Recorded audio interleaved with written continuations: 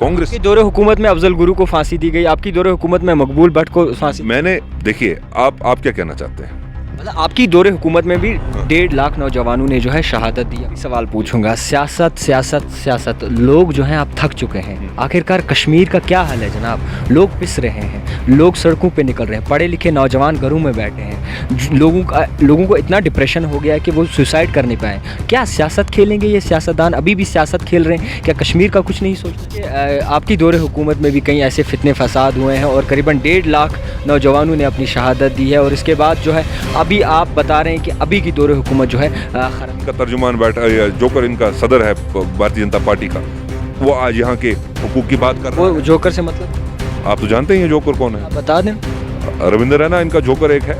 आपके दौरे हुकूमत में बाज़ाब्ता तौर पे क्रैकडाउन जिसको नाम दिया जाता था, लोगों को घरों से बाहर निकाल के एक जगह जमा किया जाता था, वो भी आपकी हो सकती हैं। आप लोग भरोसा कर सकते हैं कांग्रेस? क्यों नहीं कर सकते हैं? कैसे कर सकते? क्या लोग क्या चाहते हैं? वो भारतीय जनता पार्टी को चाहते हैं। आप किसी भी आम आदमी, गांधी जी तो हमेशा बताते हैं कि स्टेटहुड का दर्जा वापस मिलना चाहिए। आर्टिकल 370 की बात आपने सुनी नहीं होगी। नहीं, जम्मू में जब आए थे, जब जम्मू में दौरा किया था, कश्मीर में दौरा किया था, स्टेज पे जो है बाज़ाब्ता तौर पे स्टेटहुड की बात की, मगर आर्टिकल 370 की बात नहीं की। ऐसे तो आपके पीएसए तो आपके दौरे कांग्रेस की देन थी 370, तो इसे मजबूत क्यों नहीं? मजबूत क्यों नहीं था? आप बताइए। कैसे तोड़ा, कैसे जनाब?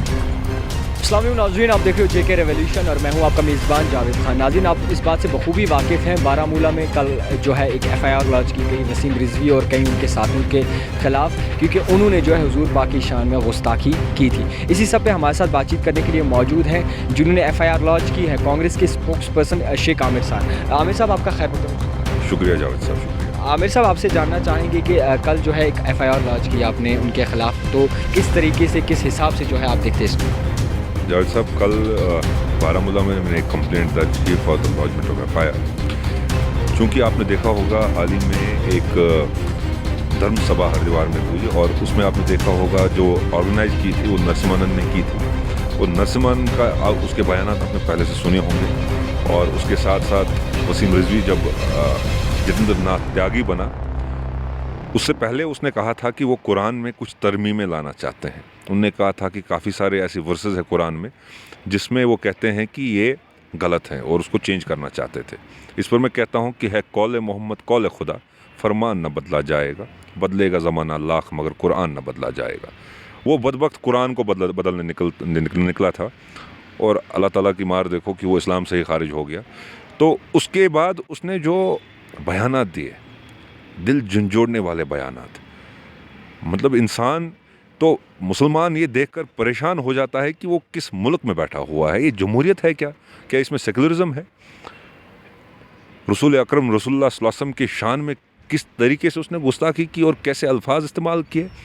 कहीं ना कहीं मुझे लगता है कि वो मुसलमान अगर वो सुन सकता है, उसको अगर बर्दाश्त कर सकता है, तो वो इस्लाम से खारिज हो जाएगा। और यही चीज़ मुझे बर्दाश्त नहीं हुई। पहले तो मुझे लगा शायद ये जो मुल्क है, जो आइन को देखकर लगा कि शायद कोई उस पर कोई एक्शन लिया जाएगा, उनको अरेस्ट किया जाएगा। नहीं हुए। उसके बाद धर्मसभा हुई। धर्मसभा में दिन दहाड़े, in the broad daylight, किस तरीके से, कैसे बयानात। और हिंदुस्तान के आइन को देखो आप, हिंदुस्तान की जो आज़ादी हुई उसमें गांधी जी का योगदान क्या था? तो किसी ने कहा कि मैं गोडसे बन जाता और मैं मनमोहन सिंह को मार देता, क्योंकि वो सिख कम्युनिटी से ताल्लुक़ रखते हैं।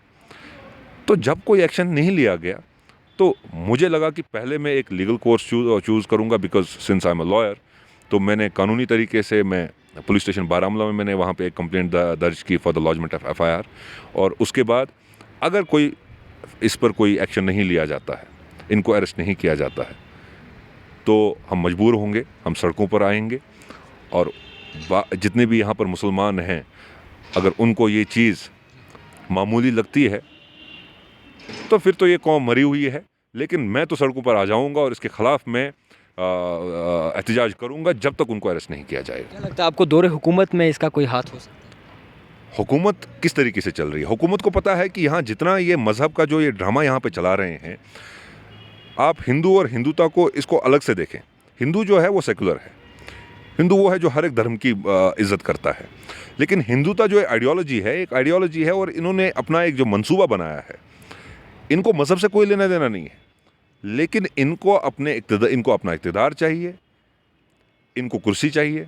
वो इस मुल्क पे काबिज़ रहना चाहते हैं, इस पर हुकूमत करना चाहते हैं, और हुकूमत करने के लिए इस मुल्क का बहुत बड़ा नुकसान कर रहे हैं। आमिर साहब, करीबन अगर 1987 के इलेक्शंस की बात करें तो वहाँ भी जो है हिंदू मुस्लिम का कुछ फितना फसाद उठे थे। नहीं, ये हिंदू मुस्लिम पता नहीं आपने ये कहाँ से सुना है, हिंदू मुस्लिम ऐसा तो कुछ था नहीं। हिंदू मुस्लिम का कोई फसाद था यहाँ पे। कांग्रेस ने इस मुल्क को बनाने में और इसकी आज़ादी में सबसे बड़ा योगदान जो है, कंट्रीब्यूशन है, कांग्रेस का है। वो चाहती तो उस वक्त सब लीडर तो कांग्रेस ही थे, वो चाहते थे इसको कम्युनल उस थियोक्रेटिक स्टेट बना देते, इसको हिंदू राष्ट्र डिक्लेयर कर देते जैसे पाकिस्तान बना था, तो उन्होंने तो ऐसा किया नहीं।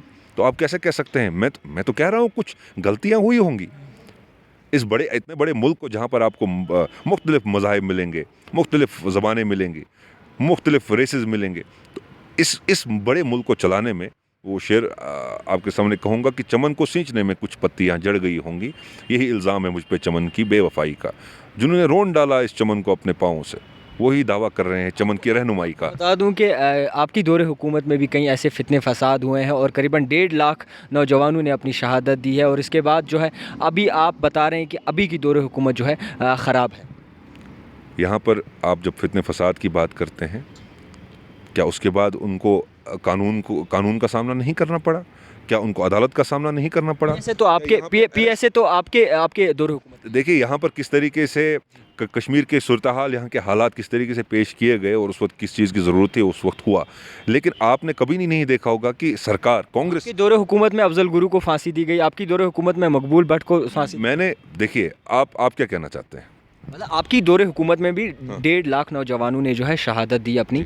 आपकी दौरे हुकूमत की भी कई गलतियां ऐसी हैं जी, वो मैंने आपको पहले ही बताया कि गलतियां हो सकती हैं। आप लोग भरोसा कर सकते हैं कांग्रेस पे? क्यों नहीं कर सकते हैं? कैसे कर सकते क्या लोग क्या चाहते हैं? वो भारतीय जनता पार्टी को चाहते हैं। आप किसी भी आम आदमी से पूछ लीजिए, भरोसा ही नहीं रहा आप सियासत। आप कश्मीरी आवाम से पूछ लीजिए कि उनके साथ किस तरीके से इस्तेसाल हो रहा है, उनके हुकूक कैसे पामाल हो रहे हैं। आपके दौरे हुकूमत में आपके दौरे हुकूमत में बाज़ाब्ता तौर पे क्रैक डाउन जिसको नाम दिया जाता था, लोगों को घरों से बाहर निकाल के एक जगह जमा किया जाता था, वो भी आपकी दौरे। देखिए हालात वैसे थे उस वक्त, कैसे हालात रहे होंगे वो आप देख लीजिए। उस वक्त किस तरीके से हालात यहाँ पर थे और क्या ज़रूरत क्या थी, और यहाँ पे सरकार नेशनल कॉन्फ्रेंस की थी, वो किस तरीके से यहाँ के हालात को आगे तो आपके साथ थी, साथ हमारे थी। लेकिन उस वक्त सरकार यहाँ पे पार्टी कौन सी थी? नेशनल कॉन्फ्रेंस ही थी, और कोई पार्टी यहाँ पे उभरी नहीं थी। सेंटर में तो उनकी चल रही थी, सेंटर में कांग्रेस की सरकार थी। लेकिन उस वक्त जो सूरत हाल जिस तरीके से यहाँ पर 1990 के बाद अगर आपने देखा होगा किस तरीके से यहाँ के नौजवानों को वर्गलाया गया। अब आप अपनी गलती, कांग्रेस की गलतियां मानते हैं? कुछ गलतियां हमसे भी हुई होंगी, मैंने तो उस पर आपको शेयर भी बताया। आप लोग कर सकते हैं भरोसा, आप लोग कर सकते हैं भरोसा। कुछ गलतियां, अरे भरोसा नहीं है तो कर दे भारतीय जनता पार्टी पे भरोसा। उनके भाई बहन जो यहाँ बैठे हुए हैं अपनी पार्टी पे। मगर कांग्रेस के राहुल गांधी जी तो हमेशा बताते हैं कि स्टेटहुड का दर्जा वापस मिलना चाहिए। आर्टिकल 370 की बात कभी आपने सुनी नहीं होगी। नहीं, जम्मू में जब आए थे, जब जम्मू में दौरा किया था, कश्मीर में दौरा किया था, स्टेज पे जो है बाज़ाब्ता तौर पे स्टेटहुड की बात की, मगर आर्टिकल 370 की बात नहीं की। कांग्रेस का ये स्टैंड है, मैं कांग्रेस का तर्जुमान आपसे बात कर रहा है। कांग्रेस का स्टैंड है कि जो डाका जनी 5 अगस्त को हुई थी, जो हमसे हुकूक लिए गए थे, जो 35A और 370 हमसे छीना गया था, वो उस पर अगर इतना बवाल मचा हुआ है, अगर वो खोखला था तो उस पर इतना शोर क्यों मचा हुआ है? वो कांग्रेस की देन थी। और इंशाल्लाह हम उस हक के लिए, अपना हक है हमारा, हम जमहूरी तरीके से लड़ेंगे। सुप्रीम कोर्ट में भी लड़ रहे हैं, यहाँ भी लड़ेंगे। और कांग्रेस की देन थी 370, तो इसे मजबूत क्यों नहीं किया? मजबूत क्यों नहीं था, आप बताइए। कैसे तोड़ा, कैसे जनाब? अरे आपने भारतीय जनता पार्टी का कौन सा फैसला आपने देखा कि वो कानूनी तरीके से चल रहे हैं? आपने कौन सा फैसला उनका देखा कि जो आइन के तरीके से चल रहे हैं? वो आइन को क्या फॉलो कर रहे हैं? क्या ये सेकुलर गवर्नमेंट है? क्या सेकुलरिज्म आइन में सुप्रीम कोर्ट ने डिक्लेयर नहीं किया गया है बेसिक स्ट्रक्चर ऑफ कॉन्स्टिट्यूशन, जो अमेंड नहीं हो सकता है? 370 अगर था तो उन्होंने जब उसको मनसूख किया, क्या आपको लगता है कि कानूनी तरीके से किया? गैर कानूनी तरीके, it was illegal, unconstitutional step taken by the BJP government. क्योंकि उनका वो मंशूर था 25 साल पहले, 30 साल पहले जो उनका मंशूर बनाया हुआ मंशूर था कि 370 को मनसूख करना है, राम मंदिर को बनाना है। और वो उनको एक तरक्की और विकास की जब बात करते हैं, बोलते विकास घोड़ी चढ़ेगा, विकास तो वहीं रह गया। अब वो फरमान जारी कर रहे हैं, उनके यूथ लीडर फरमान जारी कर रहे हैं कि अब आप कन्वर्ट करते जाओ मुसलमानों को। वो तो ये कहते हैं कि सब हिंदू थे, इनको कन्वर्ट करते जाओ। ठेका दिया गया है मंदिरों के साधुओं को कि वो टारगेट दिया गया है कि आप इतने मुसलमानों को कन्वर्ट करो हिंदुज़म में। तो ये एक मैं कहूँगा कि इट्स एक डार्क टाइम चल रहा है। और हमें अब ये समझना चाहिए कि हर बार ये कहना कि ये साजिश है, साजिश है, साजिश है, कहीं ना, जब हम बार बार ये कहते हैं साजिश है, साजिश तो है, लेकिन हम कोई उस पर कोई अपने अपने हिस्से की जिम्मेदारी अगर हम नहीं समझते हैं, कहीं ना कहीं हम उनको खुला मैदान देते हैं कि वो फैसले लेते जाएं, हम चुप रहें, वो फैसले लेते जाएं, हम चुप रहें। वक्त आएगा कि हमारे पास कुछ नहीं रहेगा। ज़बान तो उन्होंने बंद कर दी है, डरा धमका के। आपने कोरोना में देखा होगा कि अफसरशाही में आप देख लीजिए किस तरीके से यहाँ से सरकार क्या बड़े बड़े दावे किए जा रहे हैं। मैं जब लॉकडाउन अनाउंस हुआ 2020 में, और मैं राशन जहाँ डिस्ट्रीब्यूशन थी, चाहे मेडिसिन की डिस्ट्रीब्यूशन थी, घरों में पहुँचाने की बात थी, तब मैंने देखा कि एक कार्ड के लिए जो मरीज़ हैं उनको एक कर्फ्यू, वो जो कहते हैं पास के लिए, किस तरह दफ्तरों के बाहर खड़ा रहना पड़ता था, और किस तरह अकड़ की कुर्सी पे वो एक छोटे से छोटा क्लर्क किसी से मिलना नहीं चाहता था। तो जमहूरियत नहीं होगी तो ये माहौल आपको मिलेगा। सुनने में ये भी आ रहा है कि आप जो बाहर के लोग हैं वो यहाँ पे आके बाज़ाब्ता तौर अपना बिजनेस स्टैंड कर सकते हैं, किस तरीके से? सब कुछ करेंगे। इनके तो यहाँ तरफदार बैठे हुए हैं, इनको तो अपनी कौन है तरफदार उनका? ये अपनी पार्टी, उसकी पार्टी, ये पीसी, ये वो, ये तो सबसे पहले जब यहाँ पर इन्होंने डाका डाला था, तो डाका डालने का जो तरीका था वो इन्हीं पार्टीज़ ने हाथ मिलाकर उनको बताया था क्या करना है, और उसके बाद भी ये सबसे पहले वहाँ गए थे उनसे हाथ मिलाने के लिए। क्या आपने वो नहीं देखा? क्या आपने ये नहीं देखा कि यहाँ पर लीडरान को जेल भरा गया, तो ये लीडर उनके साथ दिल्ली में मुलाकात कर रहे थे? कैसे कर सकते थे? क्योंकि उन्होंने ये वादा दिया था, उन्होंने ये आश्वासन दिया था, उन्होंने ये श्योरिटी और कॉन्फिडेंस उनको दिया था कि आप फैसला लीजिए, हम आपके साथ होंगे। और आज वो कश्मीरियों की रहनुमाई की बात करते हैं।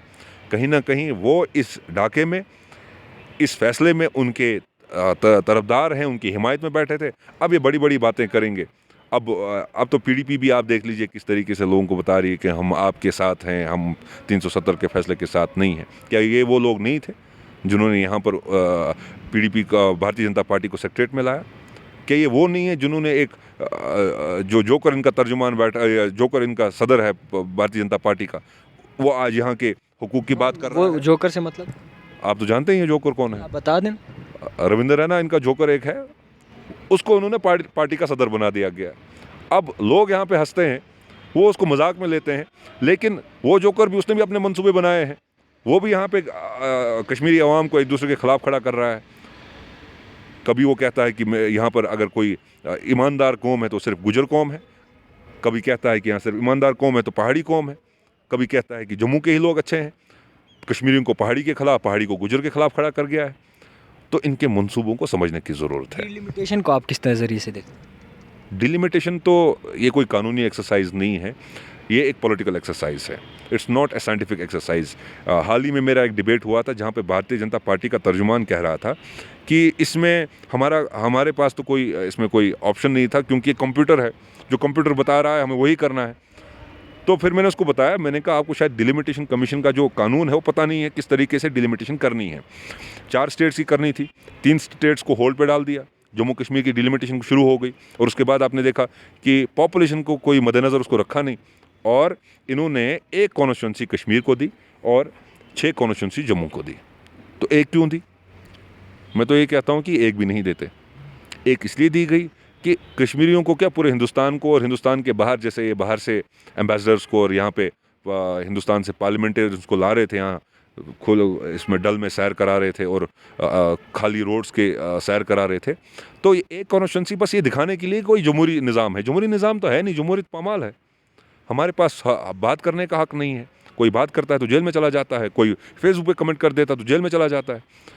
तो ये जालिम की सरकार है, हाकिम वक्त उतर आए हैं अदाकारी पे। लोग मजबूर हैं जालिम की तरफदारी पे। इंशाल्लाह बाहर आएगी, और जब बाहर आएगी, जब यहाँ पे फिर से वो निज़ाम जहाँ पर हर एक को हक बात करने का होगा, यहाँ पर काम करने का, आप देख लीजिए कि 370 के बाद यहाँ पे चाहे आप सैंड एक्सट्रैक्शन की बात करो, जिन्होंने रॉयल्टी पैसे भरे हैं वो 2-2 साल से बैठे हुए हैं, वो मजबूर हैं कि वो जेल भी जा रहे हैं, लेकिन वो रेत निकाल के कहीं ना कहीं उसमें एक माफिया खड़ा हो गया है। बाहर के कॉन्ट्रैक्टर्स को कॉन्ट्रैक्ट दिया जाता है। अब तो ज़मीनों की बात है, जब तक कि हमारे घर तक पहुँचेंगे हम तो कहते हैं उसका नुकसान हो रहा है, मेरा ज़ाती नुकसान नहीं हो रहा है।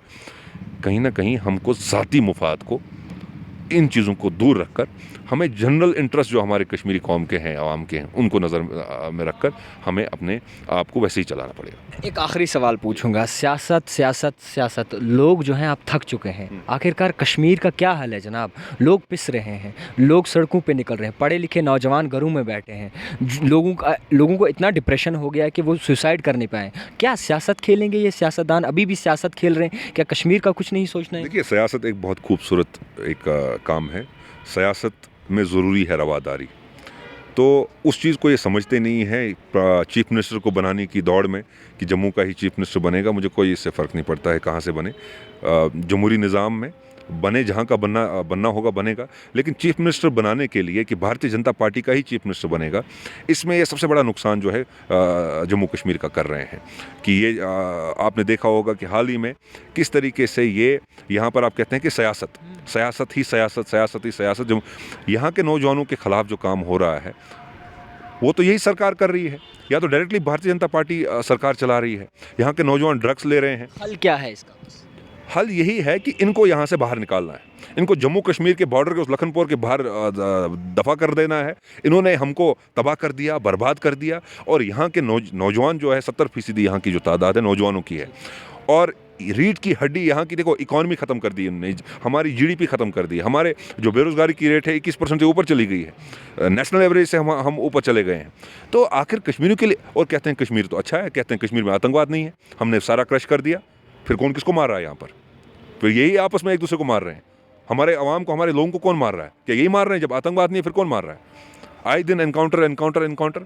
हम कहते हैं बातचीत करो, कहते हैं बातचीत नहीं करेंगे। जब आप बातचीत नहीं करेंगे तो हल क्या है? बस यही है, गोली मार दो। ये हमारी नस्ल को बर्बाद कर रहे हैं। हमारे नौजवान आए दिन मर रहे हैं। ऑपरेशन रोज सक्सेसफुल हो रहा है, हमारे लोग मर रहे हैं। आखिर कोई बातचीत तो है, बातचीत तो करो। आखिर अगर यहाँ पर पिछली बार किसी ने एक सिख लेडी को मार दिया, कश्मीरी पंडित को मार दिया, कश्मीरी मुसलमान तो मरते ही आ रहे हैं। जब आपको मौका मिला था वहाँ पर रामबाग में, आपने कहा कि हमने मिलिटेंट को पकड़ लीजिए, लोगों के सामने लाइए, वो कहेंगे कि आखिर हमने क्यों मारा, लेकिन आपने उनको मार दिया। तो अगर कोई फायरिंग नहीं हो रही, कुछ नहीं हो रहा है, आखिर ये सब कुछ पर्दे के पीछे हो रहा है। और यहाँ की आवाम को धोखा और सब कुछ धोखे में रखकर ये फैसले लिए जा रहे हैं। अगर हम इस वक्त बेदार नहीं होंगे, इस वक्त होशियार नहीं होंगे, वक्त आएगा कि हमारे पास हमारे घर नहीं होंगे, हमारी ज़मीनें नहीं होंगी, हमारा विकार नहीं होगा, सब कुछ लुट जाएगा। और हम फिर उस वक्त ये कहेंगे कि हमने ये हमारा जी लुट गया और ये हम साजिश के शिकार हो गए, ना कि जो हमारी अपनी जिम्मेदारी थी उसको हम निभा नहीं रहे हैं। चलिए, बहुत बहुत शुक्रिया आमिर साहब हमसे बातचीत। शुक्रिया जावेद साहब। तो नाज़रीन, हमारे साथ मौजूद थे इंडियन नेशनल कांग्रेस के शेख आमिर साहब। बहुत सारी बातचीत इनमें हुई। अब जो है सियासती हलचल जो है वो उरूज पे है और बड़े बड़े बयानात जो है निकल के सामने आते हैं। अब देखने वाली ये बात होगी कौन सी पार्टी जो है कश्मीरियों के साथ चलती है और किस तरीके से अपने दौर हुकूमत में आती है। आप देखते रहिए JK रेवोल्यूशन, जावेद खान के साथ।